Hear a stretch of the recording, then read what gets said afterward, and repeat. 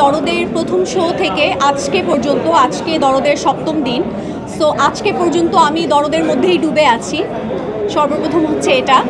আর আজকে special show, আজকে শাকিব ভাই আসছে, আপনারা সবাই এসছেন। আর দরদের প্রত্যেকটা শোতেই সবাই স্টার্টিং থেকে এখন পর্যন্ত এত বেশি ভালোবাসা দিচ্ছে। সো এই জায়গা থেকে আমিও আলহামদুলিল্লাহ অনেক অনেক বেশি ভালো আছি। যখন আমি দরদের অফারটা পেয়েছি মামুন ভাইয়ের কাছ থেকে, তখন হচ্ছে আমি মেন্টালি ওরকম প্রিপেয়ার ছিলাম না সিনেমায় কাজ করার মতো।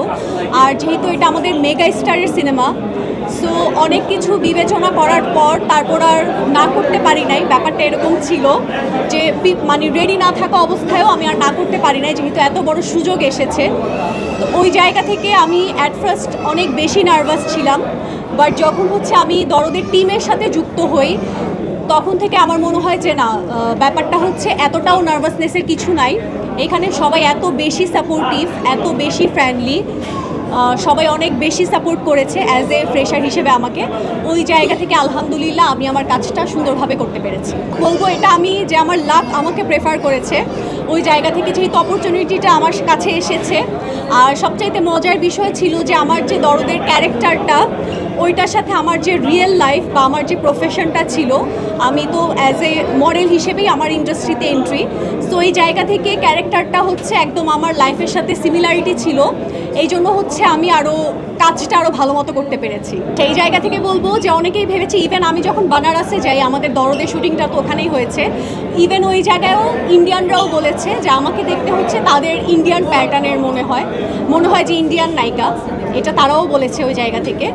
আর যেহেতু হচ্ছে দরদের আমার ক্যারেক্টারগুলো ছিল হচ্ছে রাহুল দেব ভাইয়ার সাথে বেশি, উনার সাথে বেশি ছিল, উনাদের সাথে আমার ক্যারেক্টারগুলো বেশি ছিল। ওই জায়গা থেকে হচ্ছে আমি অ্যাট ফার্স্ট অনেক বেশি নার্ভাস ছিলাম। প্রথম মুভি, প্যান ইন্ডিয়ান মুভি, তারপর এত সিনিয়রদের সাথে প্রথম কাজ, বাট সবাই এত বেশি সাপোর্টিভ ছিল, ওভারঅল দরদের পুরো টিমটাই এত বেশি সাপোর্টিভ ছিল।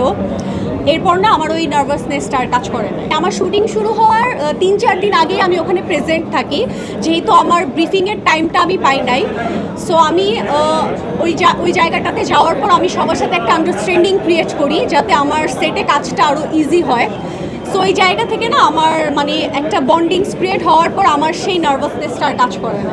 এইটা হয়তো বেটার হবে যে আপনি মামুন ভাইকে কোশ্চেন করলে, কজ আমাকে চুজটা মামুন ভাই করেছে। সো এই জায়গা থেকে এই কোশ্চেনটা মামুন ভাইয়ের জন্যই রয়েছে। আলহামদুলিল্লাহ অনেক ভালো সাড়া পাচ্ছি, অনেক পজিটিভ রেসপন্স পাচ্ছি।